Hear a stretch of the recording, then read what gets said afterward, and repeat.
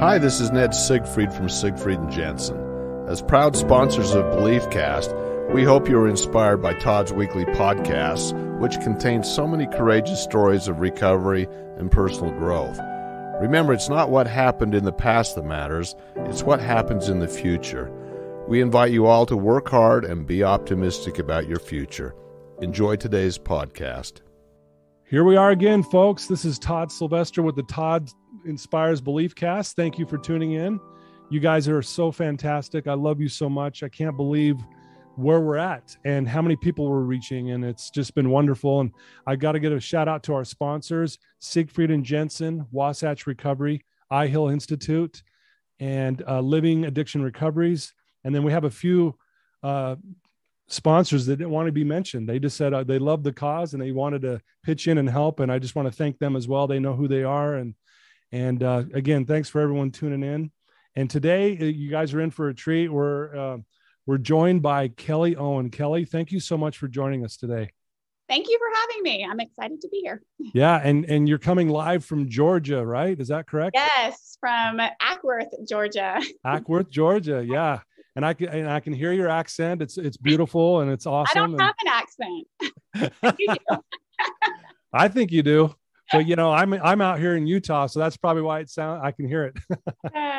Well, a little background on Kelly, and there's so much to say here, but she's a school counselor.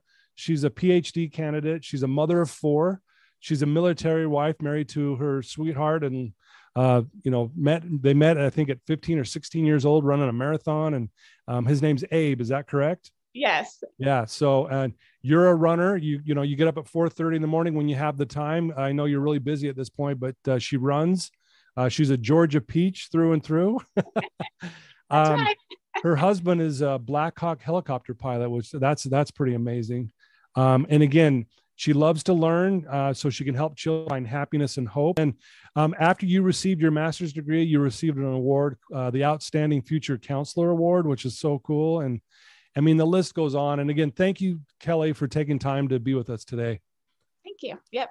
So the first question I have for you, why do you love learning so much? I mean, you've got so many licensures and certificates. I mean, the list goes so long, I couldn't read them all, but why do you love learning so much? Well, I think I'm easily excited. If I could, I would if I had enough time, I would probably dive into everything. So I'm having to pick and choose what I really would like to focus on. I've always been, my mom might call me nosy. I might reframe it and say curious, but I'm very just interested in people and helping people and learning what can I do to help people. And I believe, education really is the difference between wishing you could help somebody and then knowing exactly how to help somebody. Ooh, and I love it's that. empowering to know exactly what to do to help somebody who's struggling. And so that's where counseling has really appealed to me, because it's given me the tools I needed to really help those kids and just even other adults who are struggling. So. Wow. We need more people like you. I love what you said there. Very beautifully said. Well, why don't we start with where did you grow up? Tell us a little bit about your childhood. Okay. So I grew up 10 minutes down the road, as did my parents and my grandparents and my great-grandparents. We have been, it's interesting to look back at my family history because they have lived within a 30-mile radius back to the 1700s. So wow, that's amazing. I stayed put in Georgia. I grew up with, my dad was a commercial construction. He was always building stadiums and traveling. And my mom was a school teacher, special education. Right. And I have a sister that's 17 months older than me. And okay. We both just followed in my mom's footsteps, went into education too. I grew up right here, in Georgia. So my parents did divorce when I was, I believe, 8. Okay. And that's a marker for me because I just remember afterwards, I don't know, always music blaring. She always played 60s music in the house, and it was just a light, and we'd go out to eat all the time. And it was just happy memories growing up. I didn't realize that I didn't realize that I came from a quote dysfunctional family. I just thought we were having a great time, and I got to see my dad on the weekends, and he was more present because he didn't get to see us as often. So, but yeah. And if you know, and I love what you said there, because, you know, as kids, I mean, I think it'd be great if we thought like kids all the time, because they just like, oh, hey, I didn't realize we're dysfunctional. Everything seems great. I'm happy. You know, my parents treat me well. And it just sounded like, you know, even though that divorce had to have been hard on the family, but it sounds like you guys made the best of it. I'm sure it was way harder on my mom and my dad than it was on the 8-year-old. But I do vividly remember telling people my parents were divorced and not thinking about it. And they, even to this day, they're like, oh, I'm so sorry. And I'm like, why? I think it's great. There's no more yelling. My mom's happier. My dad's happier. Yeah. And my parents did a wonderful, wonderful job of divorcing. Like, they should be the model couple, how to be divorced. Yeah. So even they just act like brothers and sisters. They have a common love of my sister and I. We have always felt loved from them. And even when, like, my dad's mom, my grandmother passed away, my mom was right there with us and every part of it. So, yeah. You know, a lot of people, I'm sure, like you were saying, come up to you and say, I'm so sorry to hear that you went through that. And you're like, what? It was a great experience. Right. You know? Yeah. As a kid, it was, I mean, it's not picture perfect roses all the time. Absolutely. Yeah. But I think it was a great choice and probably better for us, a better environment for us after the divorce than prior to. So when you were a kid, were you really into learning even then? Did you love going to school? Did you love learning new subjects? Or, you know, how were you as a child? I have always been a straight A student. My sister is naturally just very gifted, borderline genius. But yeah, I think really, I've always been a curious person and really just motivated and easily excitable to help do what my passions are. So yeah. So you also you played softball. You had a love for softball. Is that correct? I did. I grew up playing softball. So yeah, was that something that your parents kind of pushed you into, or was it just something you decided to sign up one day and play it? Or my mom, you know, when we were younger, she tried us in all different sports, and I gravitated towards softball. I was the pitcher. I was really good at pitching. Oh, wow. I'm pretty decent at cornhole because of it. I mean, I was slow pitch. So it was like, so I played softball, and that was, you know, my friends all played softball, and it was definitely a social thing as well. So what were some of the, you know, maybe I mean, I know this is a big question, but what was maybe one of the big things you learned by playing softball, like that helped you in your life, do you think? Oh, so I was the pitcher. And so, you know, there's a lot of pressure when you're the pitcher, especially when like the game is tied, there's like 2 balls or 3 balls and 2 strikes. Yeah. I really learned how to tune out the distractions and just take deep breaths and focus on that one objective, such as pitching a strike. Right. Okay. So it's funny because we always would say, like, just focus, you know, that was kind of my thing growing up, just focus. But it's really just helped me even through the years to just really, I can really tune in to that one thing and I will do it really well. Okay. So. Well, and you definitely are a very focused person just based on the stuff that you are doing now. And it sounds like when you set your mind to something, you do it. Yes, which cannot always be a good thing. You can ask my husband. It can be hard to be married to. Yeah. But, yeah. Well, so speaking of Abe, you met him when you were 15. Is that correct? Yeah, we did. We met in high school. So talk about that and talk about, I mean, just, you know, I know you guys, you know, obviously met then and you had these thoughts of, I hope this is my future husband. And no, not at the time. Not at the time. Okay. No, it's kind of funny because my best friend said she discovered this new cute boy. I mean, we were sophomores in high school and I was like, oh my goodness. So we went to go, you know, spy and see who she was talking about. And that was the first time I was like, she said his name is Abe, but I was like, that's an odd name. Okay. And I could not for the life of me remember his name. And so, and I was like, yeah, he's okay. He's fine. So we went to go meet and talk to them. We really became just best friends at that point. It was not a love at first sight. he was a great guy, but it was just Right. really a friendship developed more than anything. We ended up dating our senior year of high school, but we're Okay. So that's when it clicked for for that. Okay. definitely not. I saw him as a friend before anything. And when he, and I knew he liked me, but I was just like, nope, you are like friend zone. So yeah. So you started dating your senior year, and then I know he ends up going. Did he go on a mission right after that senior year? Yeah, he did. He went on a mission to Brazil. To Brazil, and so you you're a member of the Church of Jesus Christ of Latter-day Saints, but you haven't always been a member. Is that correct? That's correct. Yeah. Okay. I grew up going to First Baptist Church of Petter Springs with all my friends. So okay. So there's a story that I thought that you shared with me that was, I thought, really amazing.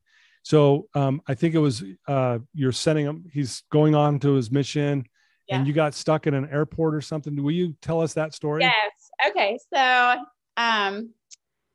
you know, we never, even dating in high school, we never really talked about the church because it got kind of contention filled. So we're like, let's just not even talk about it. Right.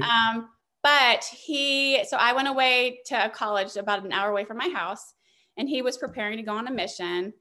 And he, you know, was leaving for this mission. And I was like, just like, whoa, wait, you're like my person. Where are you going? Yeah. Why are you leaving? Why are you leaving? And I remember feeling a little offended. He did not ask me to wait for him. I'm like, I will wait for you. Why didn't you ask me? And right. he's like, oh, I didn't think you would. So he left for Salt Lake City to the MTC. And at this point in time, the church would only allow like snail mail, like handwritten letters. Yeah, right. And so in one of his letters, and of course, I was just this heartbroken teenager and like, you know, writing letters every day. Yeah. But in one of his letters to me, he said that he had a layover in Chicago, and it was going to be this like 4-hour layover. I was like, oh my goodness. So I asked my dad if there's any way he could just fly me and my mom, which was his ex-wife, to Chicago to see Abe. And my whole family loves Abe more than me. Right. They always have. Like, it's frustrating sometimes. So he flew my mom and I up to Chicago. And we accidentally went to the wrong airport. Apparently there's 2 airports in Chicago. We went to the little airport. Oh no. Kind of dangerous. So we jumped in a taxi cab, went to the international airport, O'Hare, and waited, and his flight was delayed and delayed and delayed. And so at this point in time, like, I'm not going to be able to see him before he leaves to go to Brazil for 2 years. And so he eventually, his flight comes in, and it literally gives him like 10 minutes before connecting. And I was just devastated because I thought we would have 4 hours together. Yeah. He has no idea I'm coming. This is so against mission rules. Like, he has no idea. I didn't know I was not supposed to go. Like, you know, so he gets off, you know, the terminal. And at this time, this is prior to 9/11. So we could go all the way and watch them, you know, get off the flight. So yeah, he gets off, and I'm like, Abe, oh, Abe, I'm like running and hugging, and my mom is so, Abe, like so excited he's there. And we ended up we only had 10 minutes to talk, and he gave me a Book of Mormon at that time, and he was like, I know. He's like, I promise you, I'll never ask you this again. If you don't mind, just read it one time, and I'll never ask you to do this again. He's like, you can ask my parents any questions you have. And I'm like halfway irritated, like, oh my gosh, okay, give me the book. Like, so anyways, and then we just like had to say goodbye just like that. And we hugged, and we were crying, and people were crying, and it kind of made a scene because he was leaving for 2 years, and I didn't know. Yeah. You know, when you're like 19, you don't really know. 2 years is a long time. For sure. So yeah, so then he left, and that was that. So what did you do when, you know, because you were kind of bugged that he gave you this Book of Mormon? Oh yes. You know? There's actually a whole nother story behind that. Yeah, that's where I'd love you to share that if you're okay with sharing that. So because his flight was delayed, we end up missing our returning flight to Atlanta. And I begged my mom, I was like, please don't make me leave without seeing him. So she gave in, and we missed our flight home so that I could see him for 10 minutes. So we're stranded in the airport in Chicago. This is before, I don't think we had a cell phone at the time. Okay. So Yeah. we ended up just taking a taxi cab, which was a very scary experience. My mom and I sat in the corner of the taxi cab. Yeah. Like, I'm pretty sure, like, it was just not, did not feel comfortable for us. So ended up finding a hotel, asking my dad to wire money to give us one night in a hotel. Mm-hmm. But I do remember I had this Book of Mormon, and I was just reading the title page because there's nothing else to do. We're stranded. I was like, oh, Mom. I was like, did you know Joseph Smith didn't actually write this? Huh, he translated it. I was like, I didn't know that. But so anyways, I ended up just kind of browsing through it. And I ended up, I mean, do you want me to go into details about? Yes, if you're okay. Yeah, if you don't mind, I'd love to. Yeah, absolutely. So I ended up coming back home and I promised him I would read it. I was heartbroken. So I did. I read it, and I studied it, and it's funny that I actually really studied it. I made a massive note. I took notes. I knew I believed in Jesus Christ. Right. I knew I believed in God. I had no idea about the Book of Mormon, but I knew that if I kept praying, then I would know, if I believed it was true or not. So, I investigated the church for a year and a half. My notebook's upstairs to this day. It's the big, thick notebook. I took notes on everything. I studied the 12 tribes of Israel. I studied like patterns of how God speaks to prophets and patterns of prophets and patterns of scripture. And I really probably overly studied, but I guess there's a pattern in my life that I'm just now realizing. Yeah, it sounds like this is what you do. This is what I do. So I ended up joining the church. Maybe a year and a half later, my husband was still on his mission when his brother baptized me. So, and he was still on his mission? Yes. Mm-hmm. So he had to have been just blown away, I would imagine.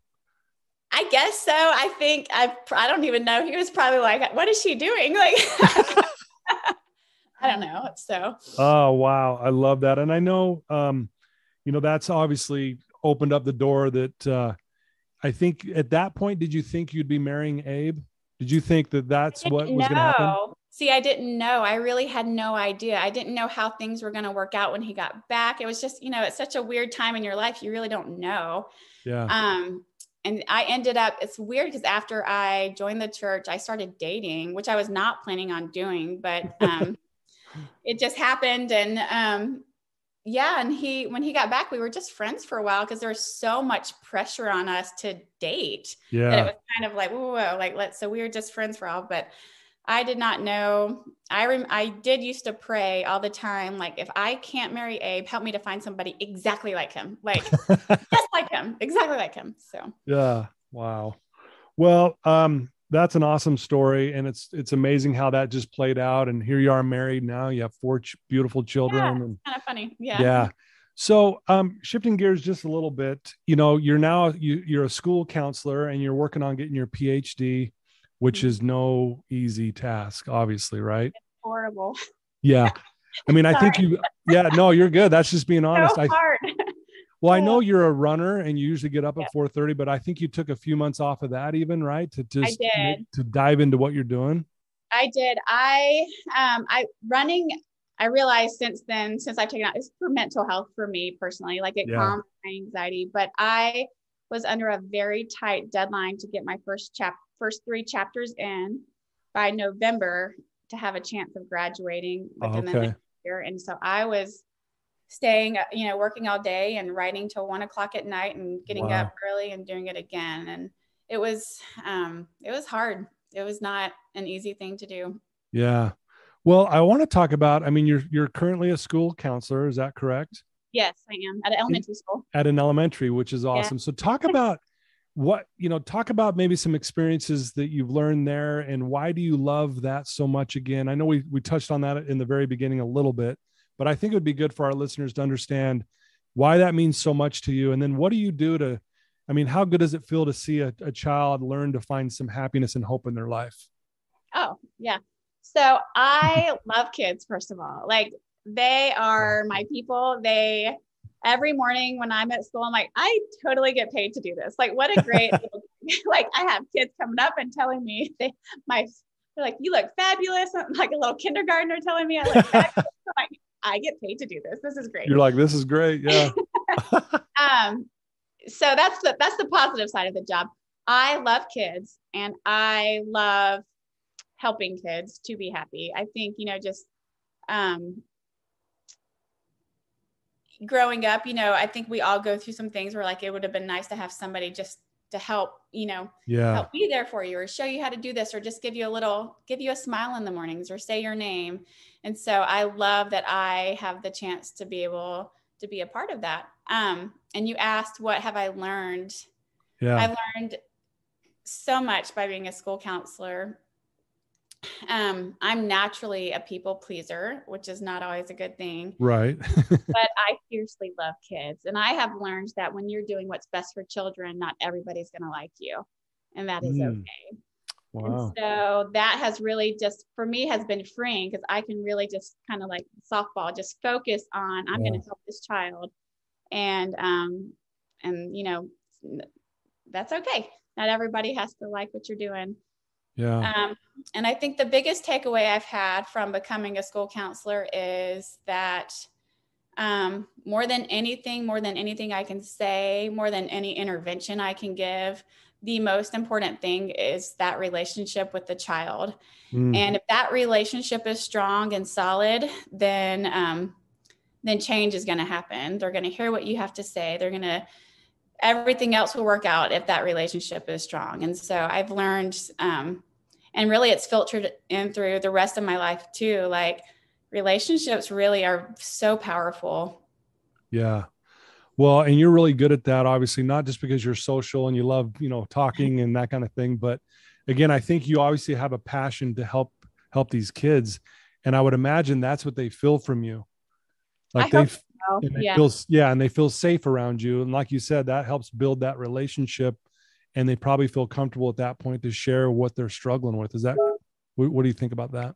That's absolutely what I would hope. And there's definitely, it's not everybody feels that. So, younger kids, it's like an instant connection. They're just easier. But when you get older boys or older, kids who are a little more self-conscious, and why am I talking to a counselor? And it is a little more challenging to develop those relationships, but definitely just time and really just having this, unconditional positive regard towards everybody. You could just really just make those connections and really just hear them. And it can be powerful. It can be, as a school counselor, you hear some really hard things. I mean, I love my job, but it's not all sunshine and roses.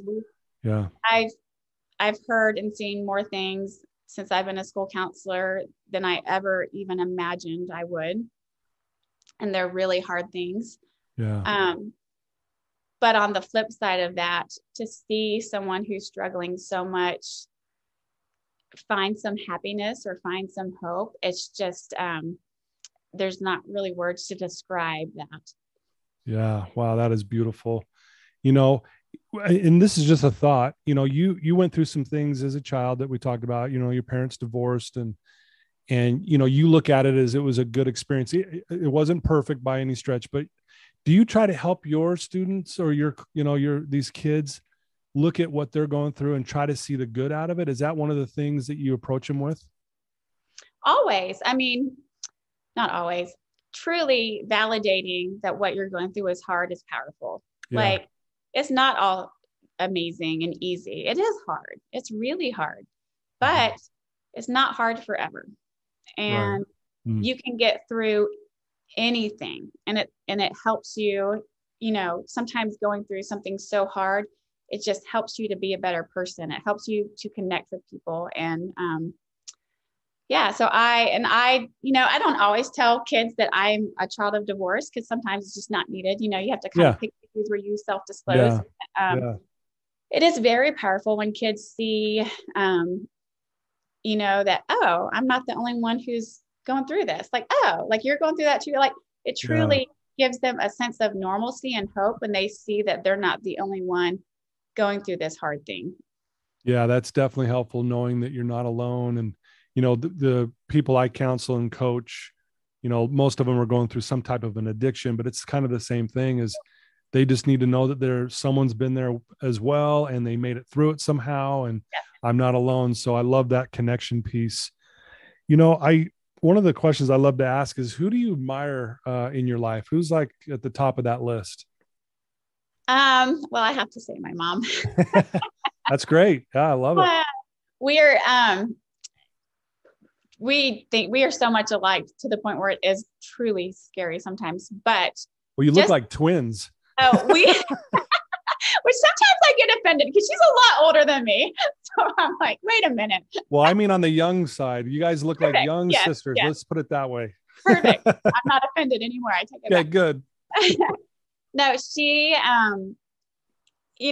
while my parents' divorce was fine, I can only imagine how hard that was on her. Like, especially as a mom now, I can't imagine doing what she did. She went back to school as a single mom. She worked all day, went to school at night. She had babysitters watching us. And she was always happy. Like I don't remember her ever, I'm sure she wasn't always happy, but I don't remember her giving up ever. She would, I have vivid memories of her, just pacing in her room, studying and trying so hard to, and this was before Google. So she legit had to study. Like really study. Yeah. I'm like, she had a typewriter or a word processor to type. So just watching her like not only go through something so hard, but then she went on to teach at the local university, and she was a professor, and she would put on we always laugh because we're like, oh, she's the professor now, because she, she's this petite blonde and people wouldn't take her seriously at the university. Yeah. So she would put on a big oversized blazer and big glasses and put her hair in a bun. She's like, then they listen to what I have to say. And we would go to class with her, and we'd have to sit in the back and be super quiet, or she'd give us the evil eye because she didn't have a babysitter for us at night. So we'd go to college with her twice a week. Wow. Well, yeah. And I think, your mom going through that, I mean, I'm sure that's one of the reasons why you admire her, and there's many others. And she's one of the reasons why you believed you could go back to school. Is that correct? Well, yeah, she kind of showed me how to do it. I mean, she's like, it's not, it was not easy, but it's doable and it's worth it. And she's always said, time passes anyway, just go for it. She's like, 2 years from now, you'll still be in the same position, but you'll have a degree. So. Ooh, say that again. That was powerful. Say that one more time. Well, I can't remember what I said. Well, you'll still be in the same position 2 years from now. Time passes anyway. 2, 3, 4 years from now, you're going to be in the same position, but you will have a degree. Yeah. That much more. Well, the reason why that hit me. So, just a quick side note I was thinking about going back to college, and I went and sat down with a counselor, and I'm thinking, okay, I've got to be pretty close. And he's like, you got a little over 2 years. And I was devastated. I'm like, and the counselor could tell I was like, oh, really? Nope, I'm done. Yeah. And he looked at me and said exactly what you just said. He goes, well, 2 years is going to pass no matter what. You can either 2 years pass and you'll be right where you're sitting right now, or 2 years will pass and you have your degree. And right when he said that, I said, sign me up. It changed the whole thing. So when you said that hit me so hard. That's awesome. And you did it. You went back to school. Yep. Went back to school, got my degrry, and it took me a long time, but it doesn't matter. It doesn't say that on my degree doesn't say took a really long time. Right. And it also doesn't say that you got a B. Exactly. Yeah. Thank goodness on my part. Yeah. Well, no, I admire that you're doing this. And so how much longer do you have with your PhD? I mean, I know you're in the thick of it right now. And what does that look like for you? Yeah. So I actually, I failed. I didn't fail, but I was, when I took a few months off from running so I could meet that deadline, so I could graduate in the next year, it did not work out. And so I was not able to meet the deadline despite my best efforts. I was absolutely devastated. It rocked my world. It was probably one of the hardest things I've ever been through, but I'm a year out. I've done the hard work. I've written my first 3 chapters. Wow. Congrats. So I'm still in it, but it's definitely been a hard thing, and I'm pushed back another year now. So yeah, it is what it is, I guess. Well, again, you're focused, and I'm sure you'll make that happen and get it done. And I'm really impressed of, that you're doing that. And I'm even more impressed of just, the way you carry yourself as a parent, and the way, again, being the school counselor and helping these kids who are so young, but yet struggling with some things. And I think that's beautiful. I want to ask you, what advice could you give, maybe some kids that might be listening to this? Because I do have a big following of younger kids that listen to this, believe it or not. And if they're struggling with maybe a belief that's holding them back, what advice could you give them? Have fun with it. I always say have joy in the process, and you're going to focus on enjoying the process, and the results will just come. And that's really what I try to do. Because when you think of like a PhD, 4 years, that sounds horrible. But when you think about the day-to-day, having fun with it and making it enjoyable, it just shifts your brain into from this daunting, overwhelming task to, well, this is a fun experience that I get to do for a few years. And I believe wholeheartedly that if you have fun, Dale Carnegie's quote, people rarely succeed unless they're having fun in what they're doing. And I truly believe I am the best counselor when I am having fun with those kids. I'm the best mom when I am having fun with my kids. And I'm a really good student when I'm having fun researching. And you do your best work when you're having fun. Wow. I love that. That's a beautiful quote. So what are your future plans, Kelly? I mean, what do you want to do? I mean, obviously you're a very driven woman and you've got your sights set on things. What do you want to do with all this knowledge and all this learning? Obviously you're already helping kids and stuff and your own family, but what are your future plans? What do you want to do? It's funny that you asked that, because I have learned in this process that my plans are not always God's plans, and his are always better than mine. Like his best ideas, mine are like, and then down here, and he has an idea. I'm like, oh, that's way better. Yeah. So I have lots of ideas, and I'm truly taking it a day at a time, a step at a time, a prayer at a time. My first thing is I'm going to really just be a mom. Once I graduate, I just need to take a minute and just dive in, be a mom and nothing else. Knowing my personality, that's not going to last long, because I'm always very excited to do more and learn more. I love school counseling, and I definitely see myself staying as a school counselor because I love the children. Yeah. I would love to dive into private practice with play therapy. Yeah. I am a licensed professional counselor. I haven't touched it because I'm still in school getting a Ph.D., but I could see myself doing that part-time, or possibly teaching at a university part-time. I don't know. We'll just see where the wind blows. I love that. Well, I'm going to ask you a big question here. What's one of the best things about being a mom? Oh, I can't even put that into words. The best thing about being a mom.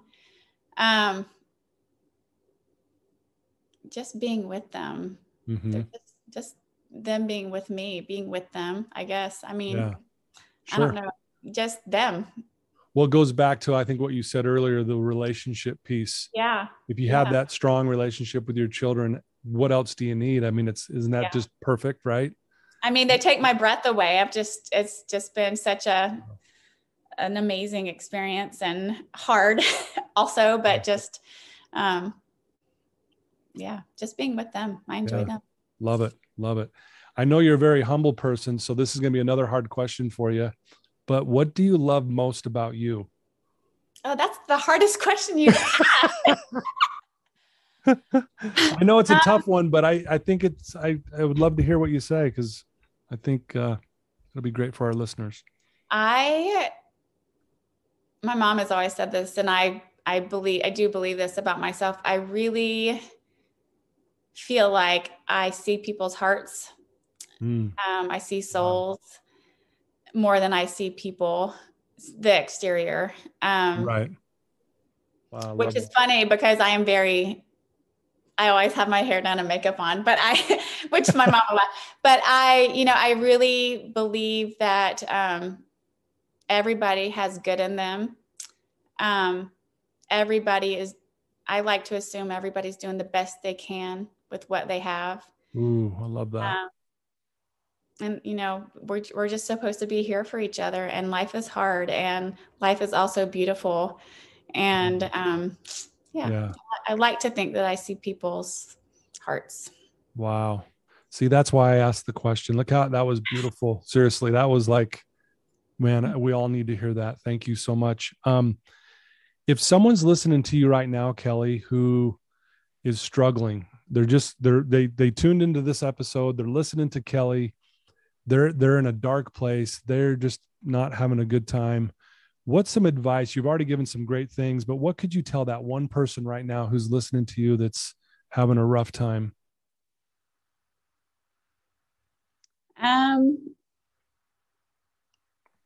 I always validate life can be hard, and you have every right to be sad. You have every right to hurt, and you have to get back up on your feet, and you make the choice to find that happiness, to find what you need to do you, to be you. Yeah. Life is hard. I was very close to my grandmother growing up. And towards the end of her life, her vision deteriorated. She couldn't drive anymore. And I had a life-changing experience cleaning her toilet. Of all things, right? Of all things. So she could not see. And I had gone to get her groceries one day. So I worked all day. I had young kids at the time.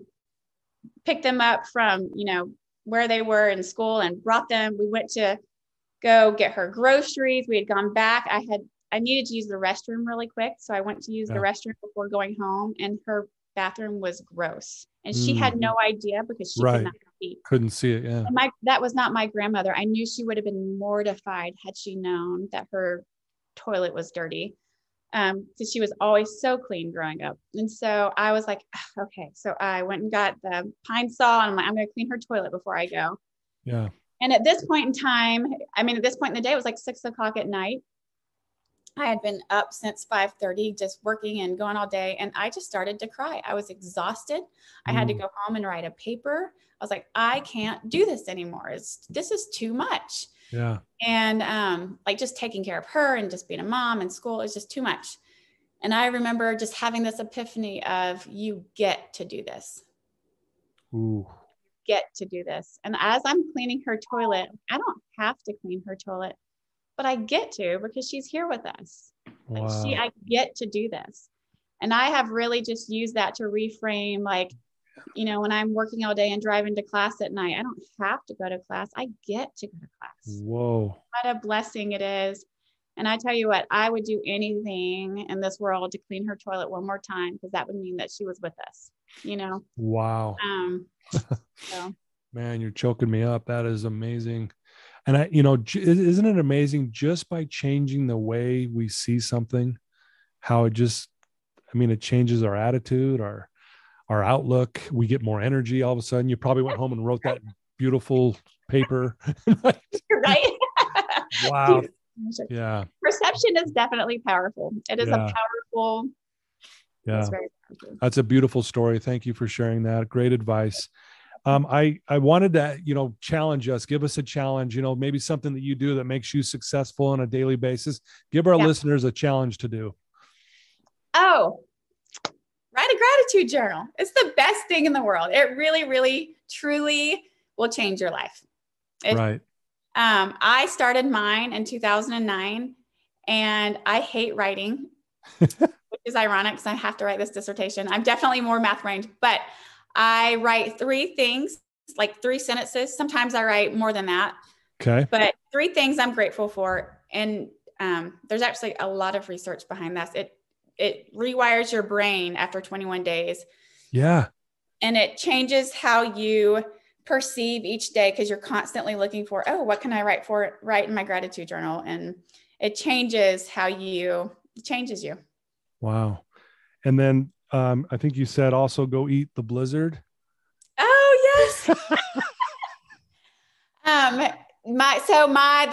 I keep talking about my grandmother. The last time, she couldn't see, so I had to go get her groceries once a week. Right. And so this one particular day, it was December 2019. I went to Walmart, which I don't prefer Walmart at all. Yeah. But so I had to go and I was just dreading going. So we went to Walmart, and then she asked for Chick-fil-A and Dairy Queen. So worked all day, went to Walmart, got her groceries. Then I went to go get her Chick-fil-A, and then I went to go get a blizzard. And she only got this once a week. So this was like her treat, right. Yeah. Right. So we're sitting around her kitchen table, and, we have our Chick-fil-A and our blizzards, and the kids are begging to eat their ice cream. And I'm trying to be a responsible mom. Like, no, we're going to do the chicken first. Yeah. And Ma said, oh, just let them babies, she, very Southern accent, let them babies eat their ice cream. Give them that blizzard. I'm like, okay, I cannot argue with Ma. Right. So we ate the blizzards first. And then we had the best time. I just have the best memories of sitting around her kitchen table, eating blizzards, doing nothing. I don't even know if my kids ate their chicken, to be honest. Like they may not have. But she ended up dying a couple of days later. That was the last time we ever saw her. And so she died unexpectedly. But I always go back to, I'm so thankful we ate the blizzard. I'm so glad we did that. That was the best last memory that we had with her. I wouldn't have chosen any other way. So. Dang, beautifully said. Thank you so much. And I love the challenge, gratitude journal. And I do believe, and I've done the studies too, that it will literally rewire your brain in 21 days. And I love that. And I can't thank you enough, Kelly, for just you being you and taking some time today. I know you're so busy with family and all the stuff you're doing. I know we've been trying to get this for a while now. So I'm just feel very honored and blessed to have you on the show. Thank you so much for having me. I had no idea what I was getting myself into. It's been so fun to just talk and connect with people who also want to just really help other people. So it takes and again, your story is awesome because I think so many people can relate. I mean, everyone's been through something difficult, and and I just love how you just carry yourself and you're doing your best. I know you're not perfect, but you just really are a really bright light in this world. We need more of you, and I want to share this, and that's why I wanted you on the show, just because the way you carry yourself. So it's just been wonderful to have you on. Thank you. I've enjoyed it. Thank you so much. You're welcome. If someone wanted to reach out to you that's listening, and they just have a question for you, or if they want to know more about doing their Ph.D. or they want to know how to get into counseling, what would be the best way for them to do that? I have an Instagram account that I'm some kind of active on. It's called Counselor on the Run. Okay. I think I might follow you on there. If not, I will. We follow each other. Yep. Perfect. That would probably be the best way to get in touch with me. Yeah, just send like a message to you that way. Yeah, great. I will check messages on there. I'm fairly active depending on what's going on. So yeah, depending on if you're not, writing another chapter, right? Exactly. Yes, that's right. Well, again, I just think it'd be great if someone had a question to reach out to you, and maybe even how to be a better mom or whatever, reach out to Kelly and you guys can talk it through. But again, Kelly, Owen, thank you so much for your time. I just feel honored to know you now, and you have a beautiful family, and best of luck to all that you're doing. Thank you so much. This has been enjoyable. I've enjoyed meeting you. Thank you. Well, there you go, folks. I told you this is going to be a treat for all of us. Kelly's amazing. Please reach out to her if you have a question. If you want to reach out to me and I can send the question to her, we can do that as well. But share this with everyone share it with your family. And again, thanks for always tuning in. I love you guys. And thanks to our sponsors for making this possible. Love you guys. And Kelly, we'll talk to you soon. Okay. Thank you. Bye-bye.